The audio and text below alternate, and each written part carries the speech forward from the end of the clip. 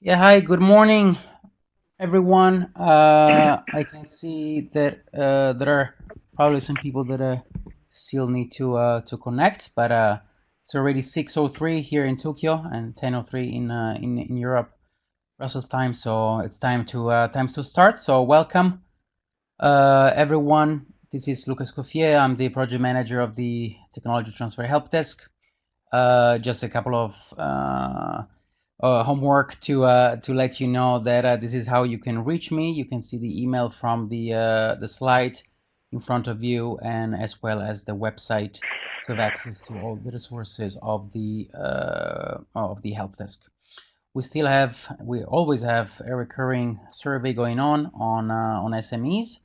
So if you have someone that is working for an SME in Europe or yourself, please do go and check the survey and please fill it in. That would be very helpful. And also, if you want to get more news from the help desk, please do register to the newsletter. I can see some background noise. I don't know if there is someone else with a microphone on. Sorry. Without spending too much other time, I would like to introduce the speaker of today for this webinar number 24. By the way, Happy New Year. This is the first webinar of 2019. Today we have Arne Smolders, a scientist turned entrepreneur. Arne is driven by curiosity on how complex systems work and figuring out ways to improve them. Hence, he embarked on studies in biology, followed by a PhD research on the biology of aging at Ghent University. Full of ambition and naivete, maybe, Arne was driven to win a Nobel Prize for discovering how aging can be slowed down to delay onset of society's most severe diseases, having perceived both the high value of collaborative research as well as how severe fragmentation of the academic ecosystem strongly inhibits top research. Arne left his golden PhD cage, that's how he says, and embarked on an entrepreneurial endeavor to bring transparency to the R&D ecosystem and facilitate matchmaking, resource sharing, collaboration to enable great ideas to flourish into breakthrough discoveries.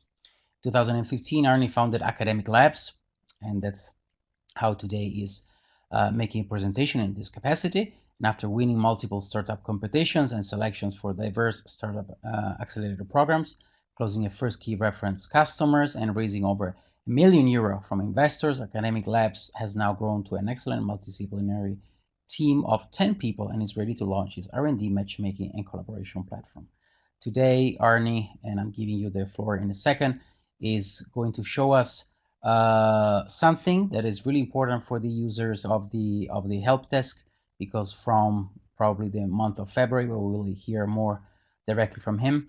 We will have a partnership in place, and the users of the platform of the help desk will be able to have access to a lot of new resources, which is really good for everyone.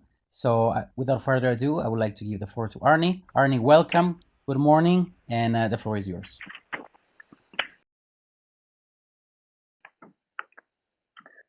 Thank you, Lucas. Can you hear me well? Yes, we can. Yeah, okay. Hello, everyone. So I'm going to present Academic Labs and also a bit about collaboration between universities and business and what the difficulties are, what are the barriers, and how can they be solved. And that's where Academic Labs comes in place. We actually bring transparency in a very fragmented ecosystem, the research ecosystem, to help any company, any scientist that has a great idea, but is somehow blocked by certain barriers, be it access to know-how, technologies, talent, etc., that they can easily identify the right partners to work with so they can realize their breakthrough discoveries.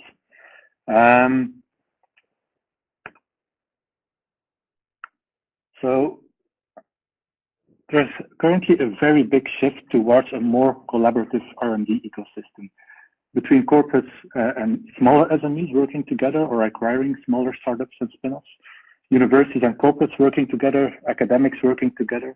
And it's all because complexity of R&D is increasing all the time. Every question that is being asked raises new questions, more difficult questions.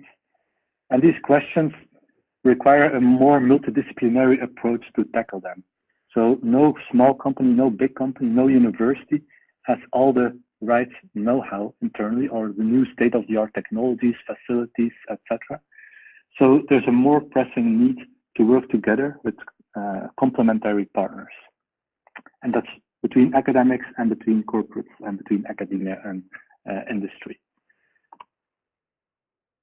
So why do we need each other? So we looked at the report. There was a huge report with more than 14,000 academics and more than 3,000 businesses responding to a very extensive survey. And they asked why businesses collaborate with higher education institutions. And the key reason is having access to new technologies, new knowledge, being able to access the newest discoveries at a very early stage.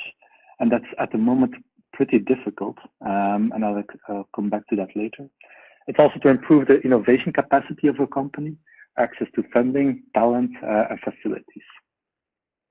If we look at academia, why they want to collaborate, the academics themselves, apparently they're very interested in understanding from a business point of view what are challenges, what are things that are happening in society that they can work on, that they can find solutions for. So they want to gain new insights for their research. And if they collaborate with businesses, they have kind of unique insights which no one else has that they can tackle and have more impactful research discoveries. They also want to have their research more used in practice so that their impact increases.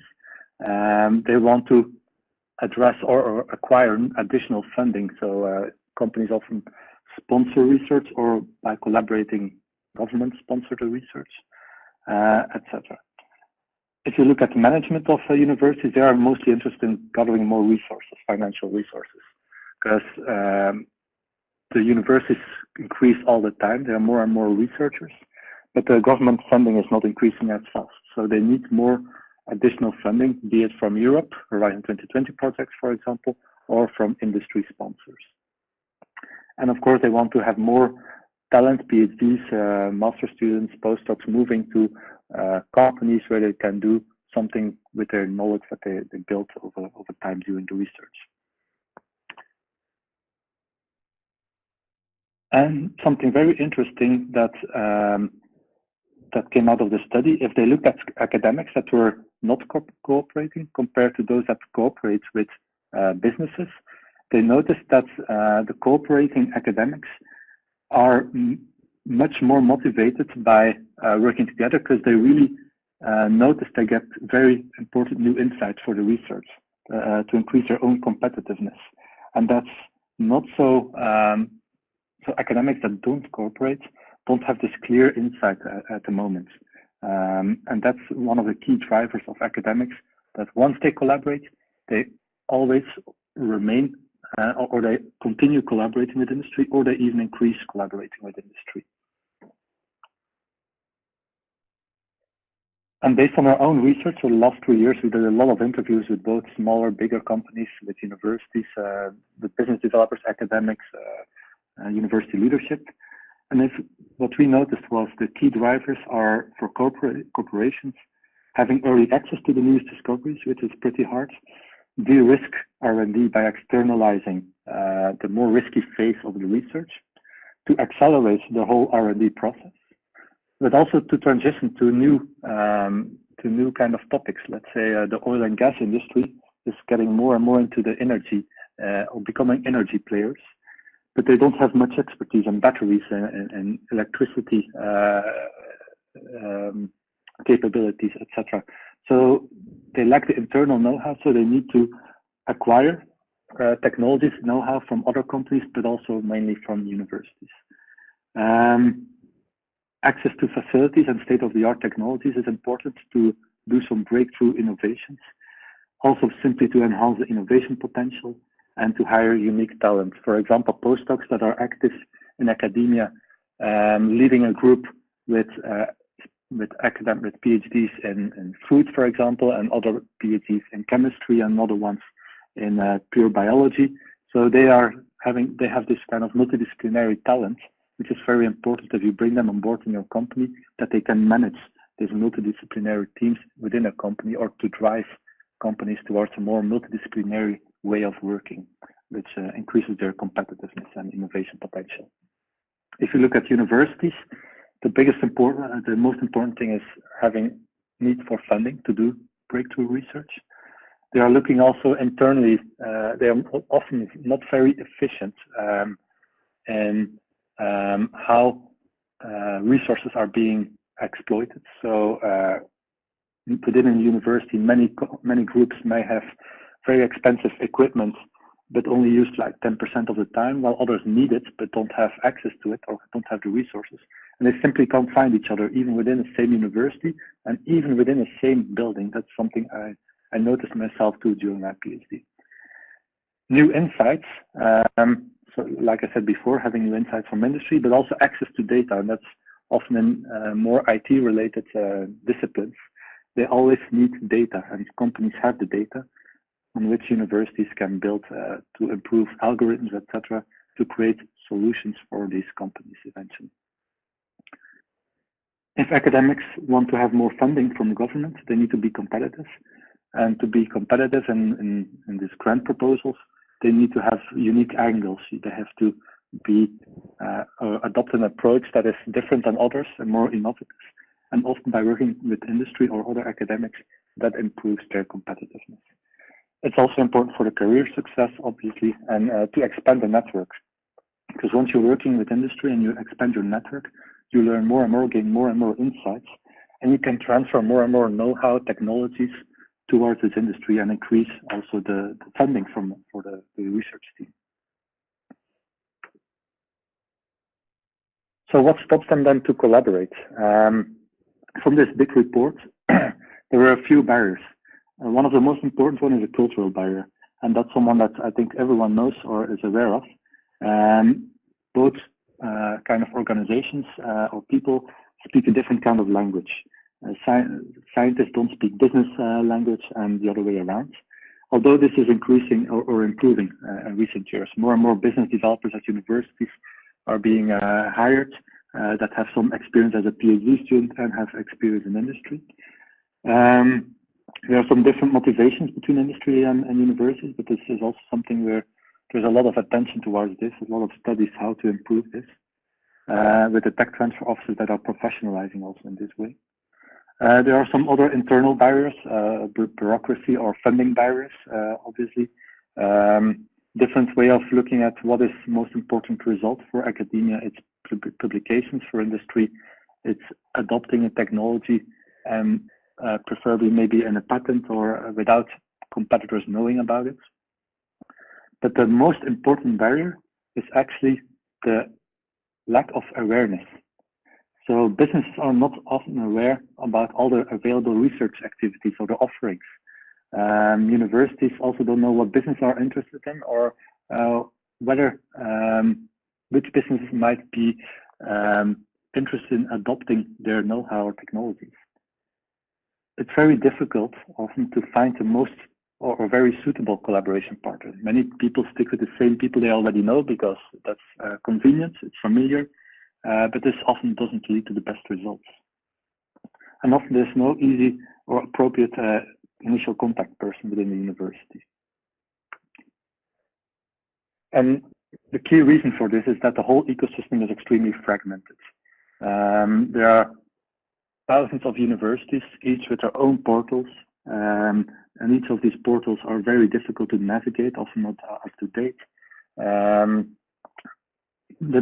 Personal networks are very limited, so if you rely on this, you only look at the known, but you don't know about the known unknowns and even more the unknown unknowns. So there's a huge potential out there in the whole world, but only a very, very, very small fraction is being acquired or looked into.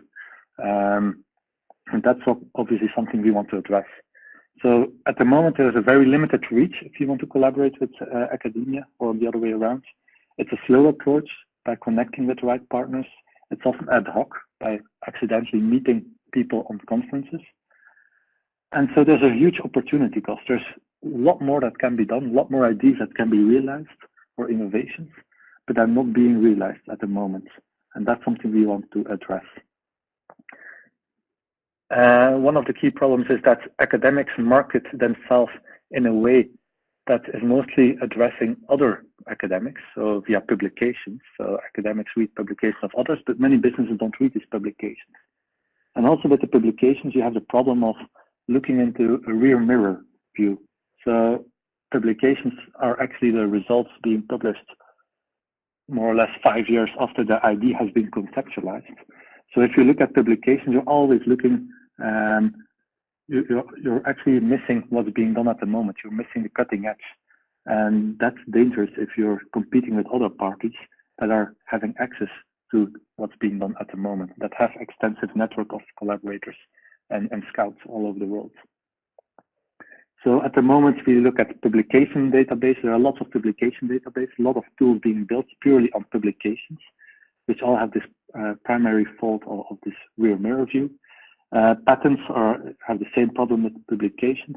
If you go to conferences, it's a very inefficient in a timely manner. So it's only a few times a year. There's a relevant conference.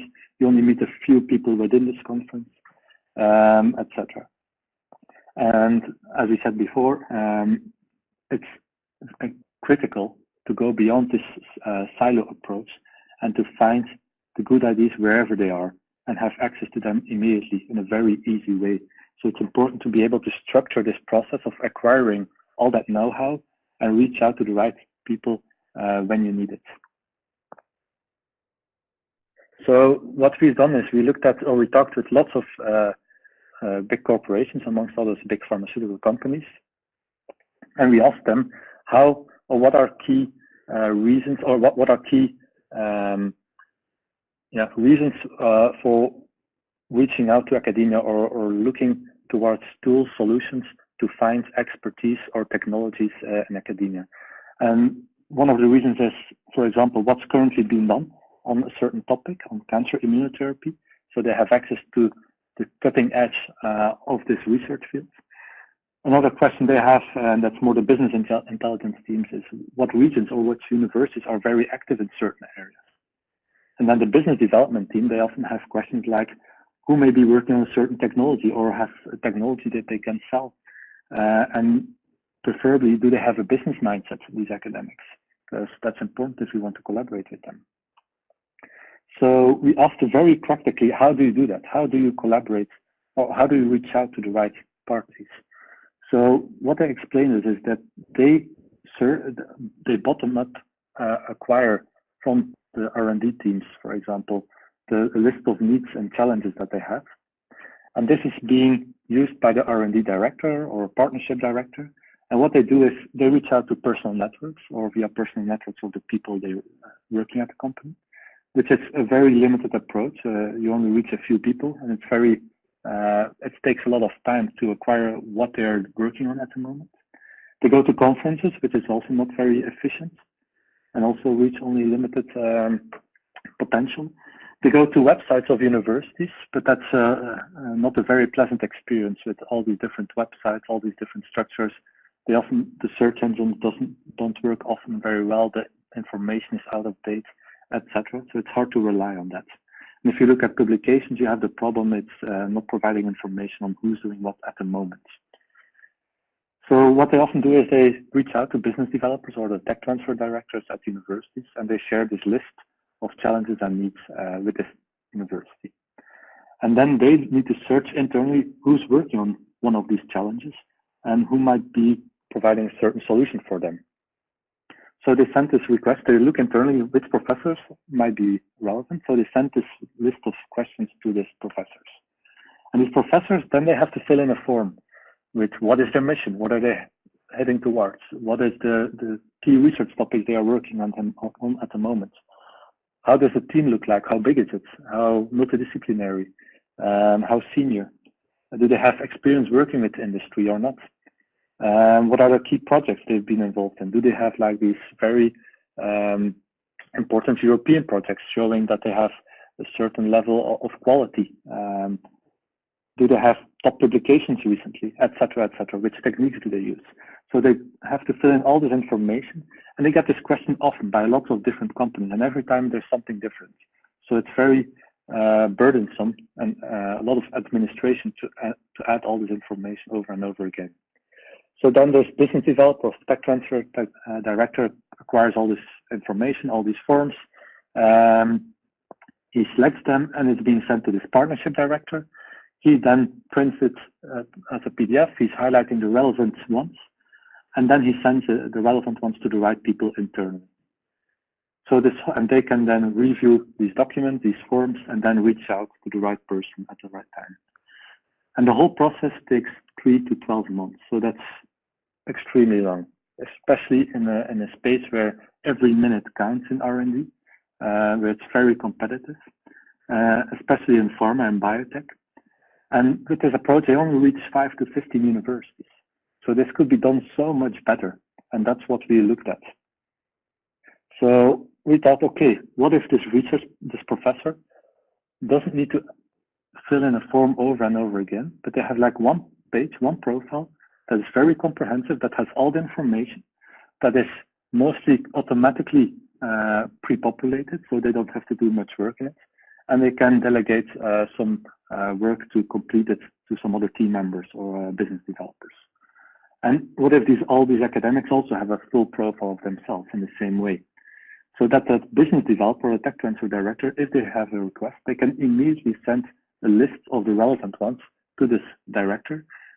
And in a few weeks' time, they get this, the people in the company have the right information. But even better, what if this R&D director or the R&D scientist or the business developers within this company can search immediately when they need it and find the right research groups based on all that information. And that's what we're building, so that they, instead of months, reaching just a few universities, they can instantly, whenever they need it, find the right research partners with all the information they need without having to wait for this very lengthy and burdensome process, which is also very interesting for the professors and the academics, because they don't have to do any effort and they get inbound requests of potential collaborators, providing new funding, new insights, new data, etc. So that's what we basically built. Corporations and universities can easily find each other via a very effective search engine. They can communicate. It can be just sharing contact details, or they can send messages through our platform. They can build communities or consortia where they can easily communicate, share documents, etc. The professors or the research groups enjoy a full profile for all this very high visibility without much effort. They can use it also as a website, and the same holds true for the individual academics. And it's also interesting for universities to know what are the interactions with our content, with our teams, who's interested in them, what kind of labs are most being collaborative with industry, which answer most to requests from industry, etc. And also addressing the barrier of the cultural barrier of not speaking the same language.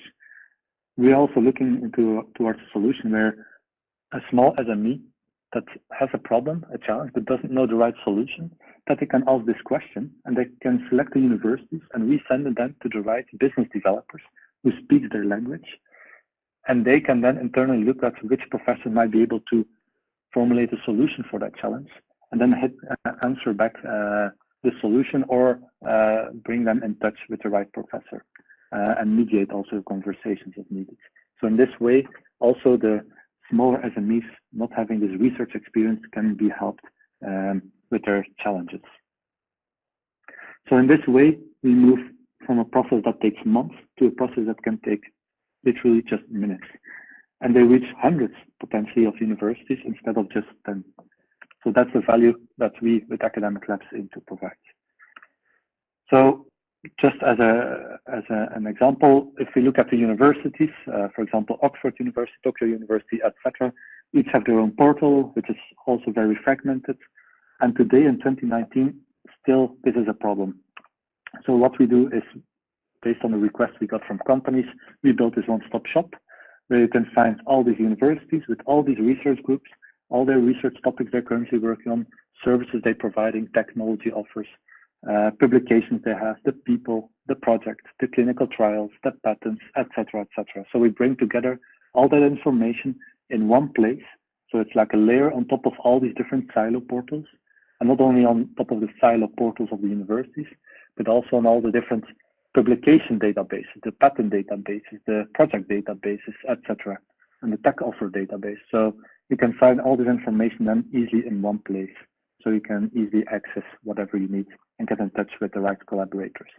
And on top of that, it's also a social layer. So you can easily communicate, you can build communities, topic communities or project consortia, and exchange information and know-how to advance your research or R&D.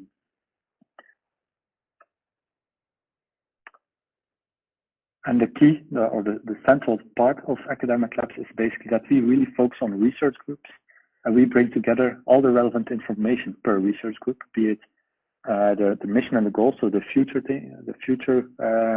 of the research group, the collaboration interest and the research interest, the current research, so the topics they're working at the moment, the projects, the techniques they use, the team, and what have they been done in the past. So what are the past collaborators, their output in publications, patents, spin-offs, projects, clinical trials, etc. So that enables anyone within an organization, be it small or large, to easily identify their ideal scientific partner, not just a partner that could be interesting because they already know them. So here's a screenshot of our platform.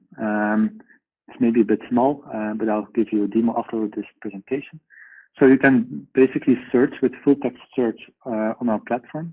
You can use different operators like AND, or wildcards, etc. You can boost certain terms that are more important. So you can easily find the right research groups or any of the other data categories. Then you get a list of search results, and you can easily click on each search result to go to their profile or to the full information. You can also filter. So you can filter on countries, on organizations, and depending on each category, you can filter on additional things. What you can also do is create kind of lists. So to organize your search, you can create lists, for example, a list of potential Horizon 2020 partners. You can do your queries, you can bring them together all in one list, which you can share internally with your team, for example. And then you can invite them to one consortium environment on our platform, which you can set up in just 2 minutes. And then you bring together all the parties where they can easily find each other, exchange thoughts, exchange know-how, work together on a project proposal, ask questions to each other, etc. So it's the whole flow of finding partners, evaluating them, organizing all your research, connecting with the right parties, and then collaborate. And that's the process we want to streamline. So we're now launching in one of the next weeks, and what will be searchable during after Q1. We now have about 90 universities in our database, but at the end of this quarter, we will have the top 200 European universities with their research groups. So it's more than 40,000 research groups and professors working on more than 50,000 topics at the moment. We have all the European projects since 1998 that are searchable on our platform, which we also aim to link to the right persons and groups and universities. We also have the Horizon 2020 and IMI funding calls, so you can easily find also the funding calls, find partners for these funding calls, etc. Clinical trials will be searchable. We have 30 million PubMed publications in our platform, and we expanded to the 70 other million publications soon. We will have patents searchable, and we are looking towards other information that is relevant. For example, preprints, so what is not yet published, or conference proceedings, or technology offers. And we also like to expand beyond Europe to the US, to Asia, to Australia, etc., to cover the whole world eventually. So what are current solutions we have for businesses? One is being able to find academics, so beyond the personal network or key opinion leaders. So really focused on, based on finding current activities of research groups, which is unique in this world. You can't easily find that on any other platform. So what they are currently doing, what are the shared goals, the mission statements, etc., and have a full understanding of these potential partners. Second, you can build smaller project consortia, for example, for Horizon 2020 project consortia or other ones. Or you can actually build topic communities. For example, a data science community can be set up on our platform with 500 research groups and 500 businesses that easily communicate with each other, find each other to exchange thoughts, ideas, and maybe build smaller project consortia within this larger community. And then you can also use it for more business intelligence reasons to evaluate what are hotspots in certain regions and universities to potentially collaborate with, or to do strategic investments in certain areas. For example, if as a pharmaceutical company we want to focus more on neurodegenerative diseases, which city should we go to build a center? And then we see, okay, in London, for example, there is a lot of activity on this topic, so maybe it's best to invest there. If you look at future things that we are building or aim to build based on requests we get from the industry, one is to facilitate the recruitment, to find really interesting multidisciplinary talent, find them at PhD defenses, understand when they are available, etc. But also to facilitate communication internally within a company. So you can easily use it as a kind of CRM, a contact relationship management system for all your contacts with academia. So let's say one department is very active with certain research groups and collaborations. Other teams might be also working with them, but they are not aware of it. So they can easily share information about these are the ones we are collaborating with. We have worked together with these. These parties are less interesting to collaborate with because of this and that. So you facilitate and streamline the communication internally to be more efficient. And a very interesting one, which we also noticed when we were at Bio Japan, is that companies should be able to share challenges, non-confidential of course, which we can distribute to the right academics and smaller companies, so they could eventually provide solutions for these challenges or get in touch to work together on these. So that's something we are looking towards building too. If we look at universities, I'm almost at the end of the presentation. If we look at universities, for them it's very interesting, our platform, to attract more funding and fully leverage internal assets. So we help them to provide global visibility on all their research groups, their institutes, their researchers, all their current and past research, the services, the technology offers, and the interests. Another interesting part is clustering. So what they basically can do is cluster instantly all groups, all research related to photonics or data science or cancer research. So it just takes them a few minutes. They can bundle everything together, which helps to provide a one-stop shop environment and contact points for industry or other academics, but also for internal matchmaking and communication. Then there are communication tools that we provide to facilitate communication within a university. Our platform can of course be used to find partners and build consortia around funding calls, etc.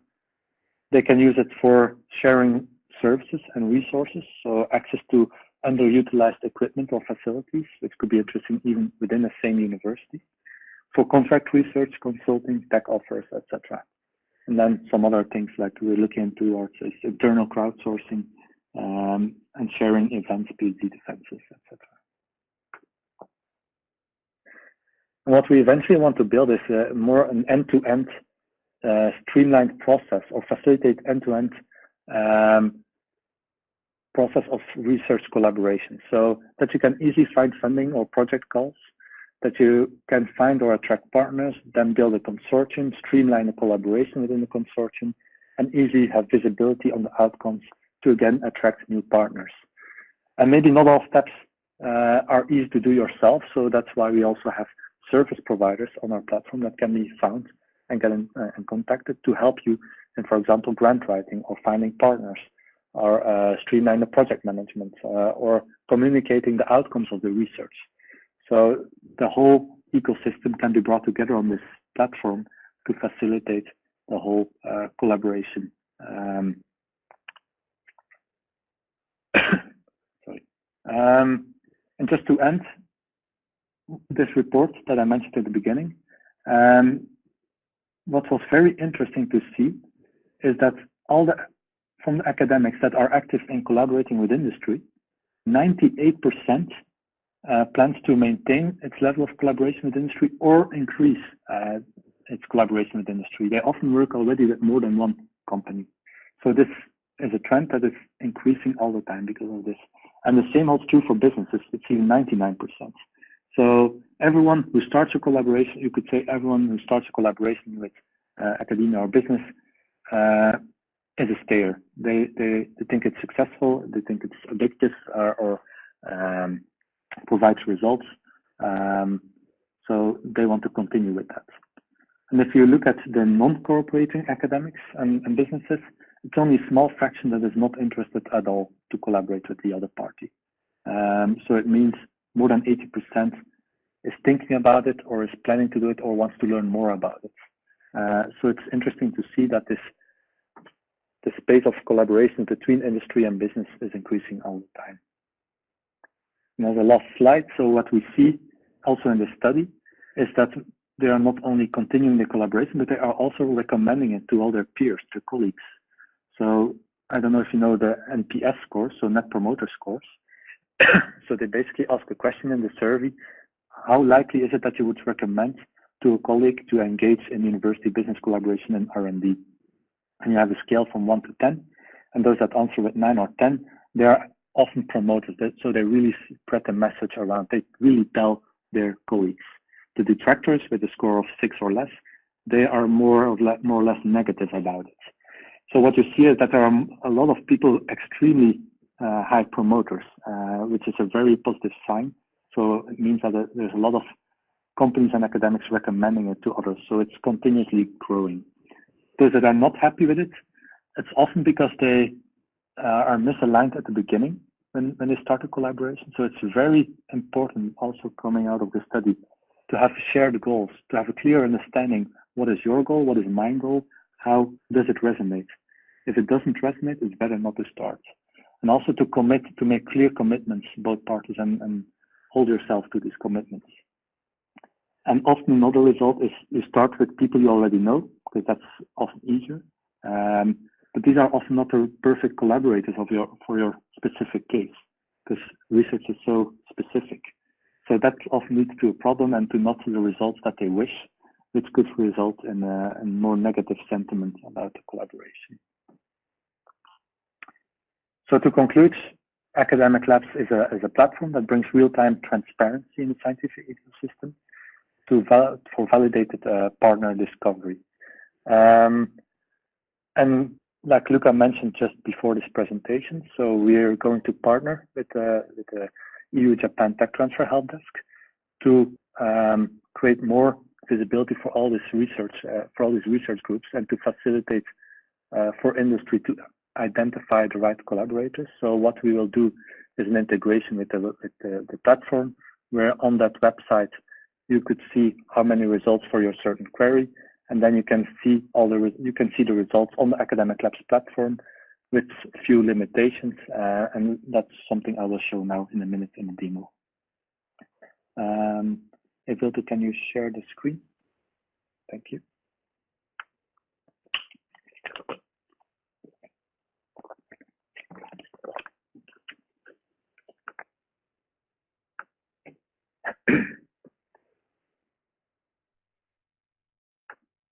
Okay, so this is the interface of our platform, our Academic Labs platform. I'm showing now our test environment where the latest functionality is. So basically you see 24,000 research groups or units, 25,000 people, research topics, publications, projects, clinical trials. So we didn't show all the data here in this test environment, so we have more than 30 million publications at the moment, but it's to show the platform now. So I'll give you an example of a potential query. Let's say I want to find something related to nano and photonics. So then you see results on this platform for everything with the two terms nano or an extension of this term nano, like nanotechnology and photonics. So the terms are also highlighted, so you can find all the research groups with some information within their profile that matches these terms. And you can then filter, for example, you can see how many results there are per country. For example, in Germany there and UK there are a lot. If I would choose, for example, to check the results in Belgium, I select it, and then I have 24 results in Belgium. Then you can further continue filtering with universities. So let's say I want to check it in Kent University. Then I see 6 results. I can browse the results. I can, for example, click on this group, which has the group leader Kevin Braatmans. If I click on the results, I can see the profile of this research group, and still the terms I'm searching for are highlighted to facilitate in the discovery of what you want to find. In such a profile, so basically what we now did is we pre-populated this profile with information from different sources. So you can find a short mission statement to understand, okay, what are they really focusing on? And that's very important, like I said before, to have this shared goals, the same direction you want to go to. And then you have certain topics they are currently working on. For example, unraveling biological barriers to nanomedicines. If I click on it, I can see what they're doing related to that, and it gives a more view on what they're currently doing. For example, it is our aim to enable a more efficient and rational development of improved carrier metals for the materials for the delivery of nucleic acids. So this gives a good idea of, okay, what are they working on now? Is this potentially interesting for us? Yes, then I can reach out, and then I can simply click show email. I get the email address, I can reach out, or I can go to the website of that research group to find more information, or I can click to on the profile of the individual, of the professor, the group leader, or the contact person to see more information about this person. I could also save it for later reference. So first I want to find all potentially interesting partners. So I can save them all to a list. For example, nanotubes. So now it's added to my list, and I can afterwards look at my list and reach out to the right parties. So you see the research topics. There's other information that they eventually can enter themselves. Well, in the longer run, we will also extract that from their publications, etc. So we can automatically pre-populate it. You can find more information where they're located, but you can also find information about their publications, for example. So this group has 105 publications. You can even search within these publications. So let's say if I search for photonics, which is very broad now,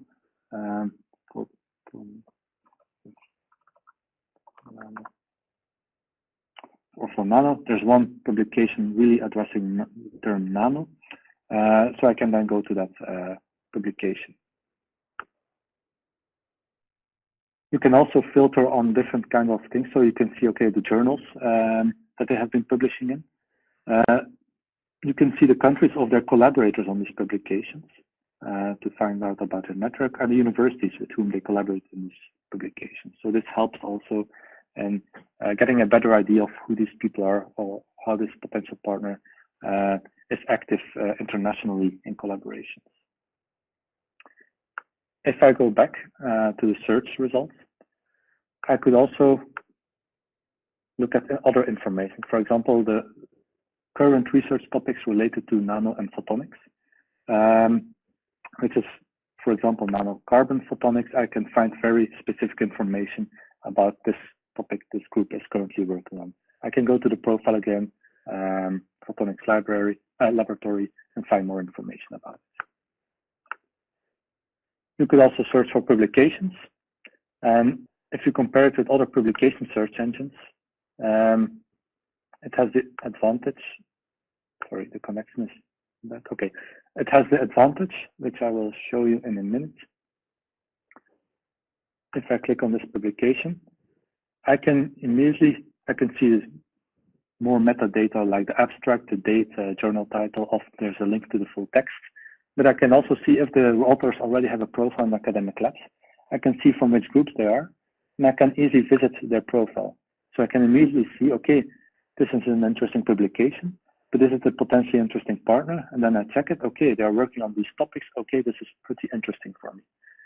So this helps in identifying the right partners based on publication search. It also enables you to see, okay, which are top research groups based on their publications related to this term. So you can see, okay, these groups are having 15 publications or 13 on this very specific query. So that helps you identifying who are the experts. You could also see the countries or the organization that published most on this. And the same is actually true for projects and for clinical trials. So the connection is slow, I notice now.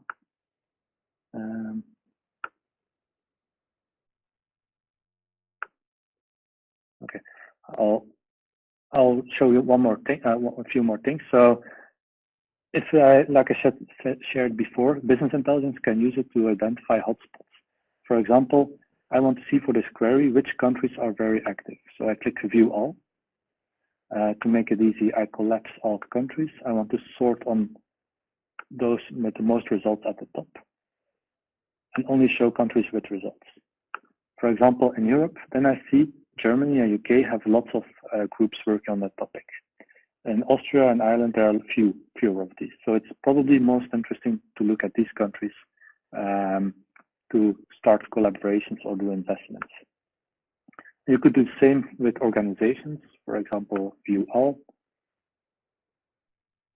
You can collapse all the countries, sort on the number of results, only show academic organizations. And then you could see, for example, in Belgium, which university is great at it or has most activity related to that. And you can find this information per country and organization for research groups, but you could do it also for research topics, publications, projects, etc. So you can really use this to identify interesting hotspots. I'm going to share just two more things now.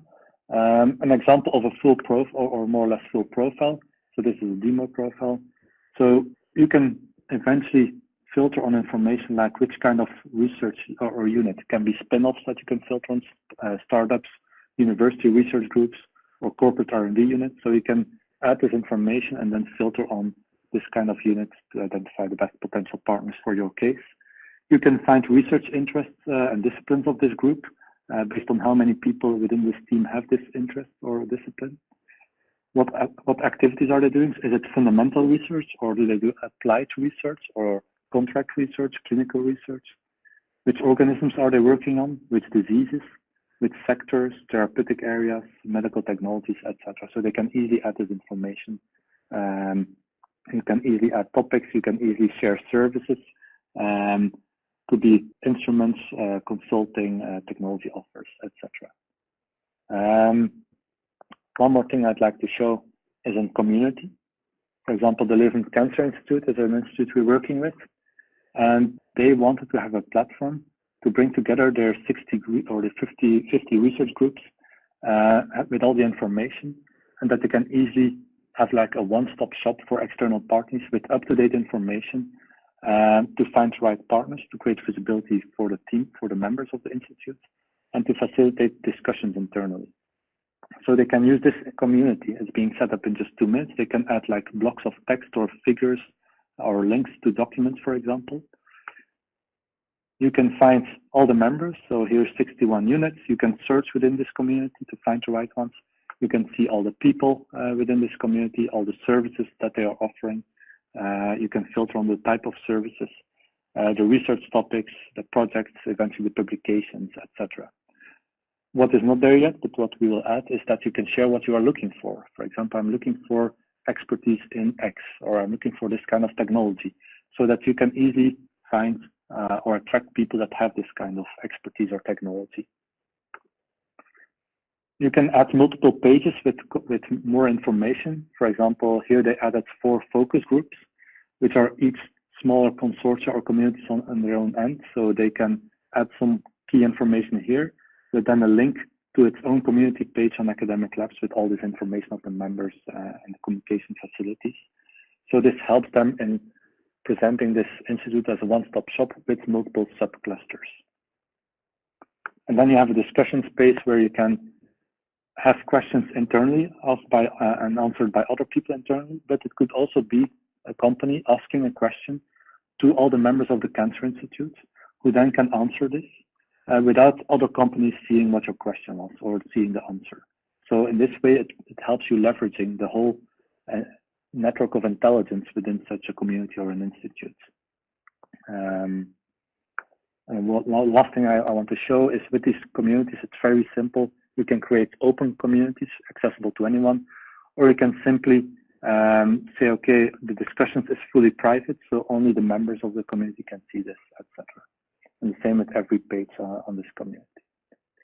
So that's basically what we have now with our platform, and it's expanding every day with new data, with new functionality.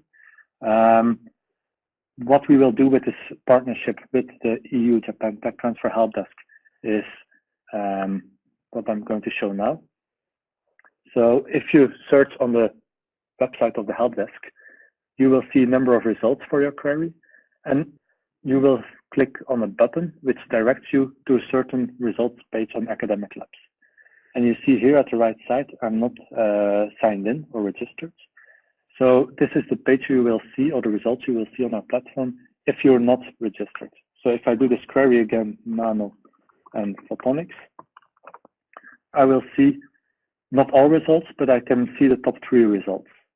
But the interesting thing is, for example, I'm interested in, okay, I see UK is very active. I click on UK, and I still see top 3 results in UK now. And I see, okay, I'm interested in Cambridge, which is only 8 results. And I see the 3 most relevant results in Cambridge. So in this way, you can still find the most relevant information without need to sign in or to have a subscription, for example, to have full access. And you can even see all results if you do a more specific query to find whatever you need. And it's the same for every kind of data. So you can do it for publications, project topics, etc. So you will always see relevant results to help you in your query. So if you have any questions on how this could be useful for your company or your university or cluster organization, we're very happy to jump on a call and a demo and look how we can help. And we're looking forward to launching this partnership with the EU-Japan Tech Transfer Help Desk. If you have any questions, please, happy to answer them. Thank you. Thank you, Arnie. This is Luca again. For those that are connected later on during the presentation, thank you very much for the very thorough presentation that you gave us. We still have 5 minutes left. I will leave a couple of seconds or minutes to someone in the audience that might have a question for you. I had a question for you that you already answered. It was about what kind of data we will be able to show.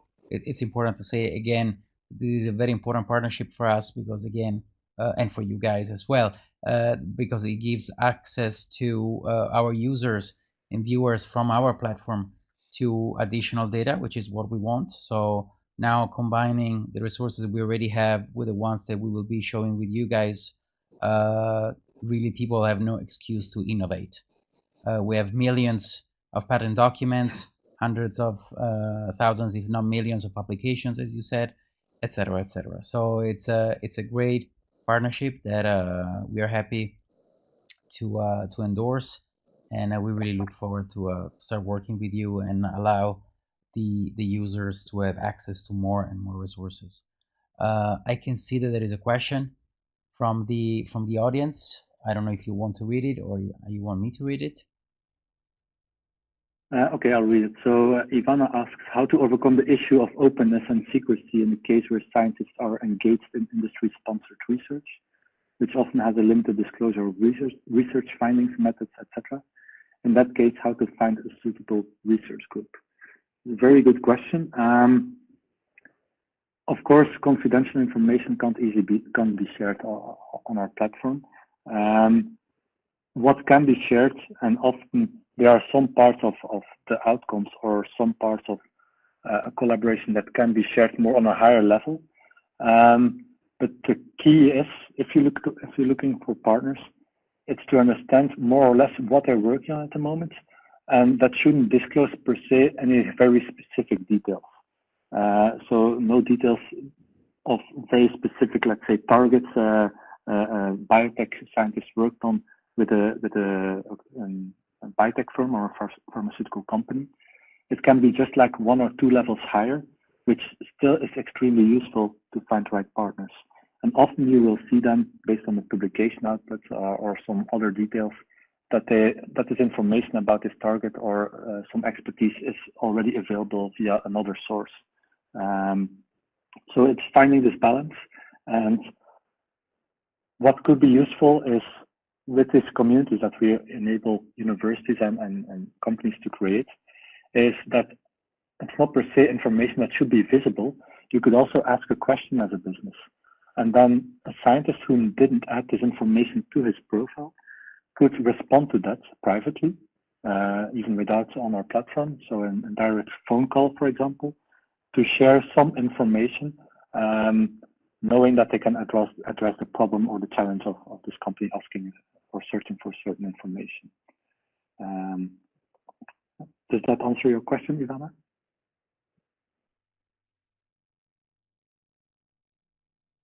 In the meantime, you also received another question from Minut. Yeah. So how do you ensure the database is well updated? Because there's a lot of information.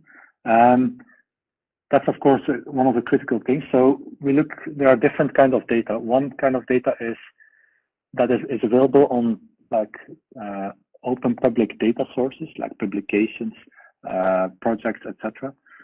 So this information we gather all that information, we put it in our own database, we connect it to the profiles, and we have constant monitoring of every day of these data sources. So that part is already up to date. Other data we collect from other sources, from university databases, from websites. We are working on integrations with university management systems to ensure there's like a two-way data integration between our platforms or database. So if someone updates something in the database of the university or the website, it's updated on academic labs and the other way around, whatever is the easiest for the academic. Plus, we have like a network of dozens of people and accompanied by our technology that helps us gather information, up-to-date information from universities and research teams, as well as other sources. So we constantly monitor what's out there. We focused first on the top 200 European universities.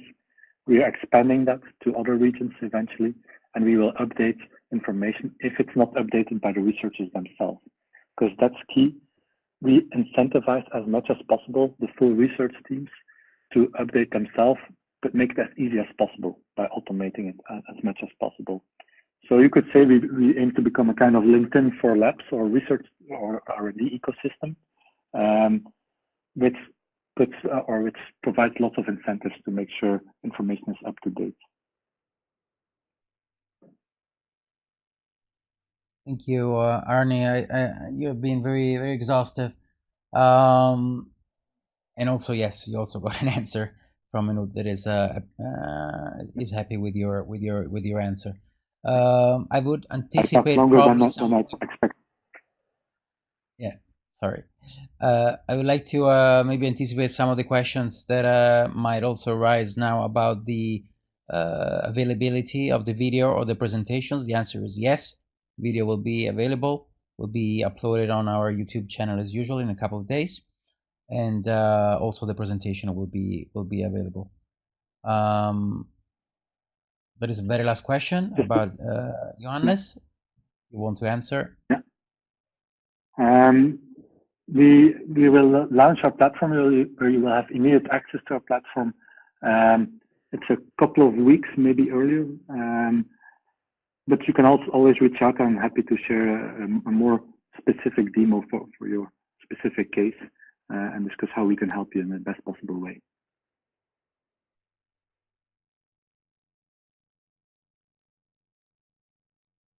Excellent. Right. Just one last word to invite everyone present today to first to thank you, Arnie, for the very nice and complete presentations for today, and we will definitely send an email to all the members of the help desk through the mailing list when the new service will be available, and the partnership will be effective. And also, I would like to invite everyone to participate to the next webinar, which is going to be on February 22nd.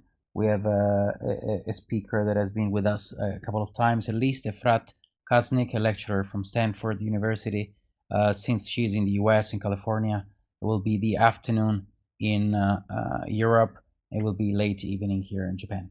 So you will be receiving an invitation, a link very shortly in a couple of days about the next webinar. I hope you can join and please share it. And again, I would like to thanks Arnie for his presentation, his availability, and we really look forward to having the next webinar and to start the partnership with you guys. A good day to everyone.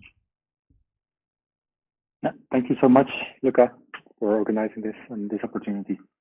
All the best, everyone. And of course,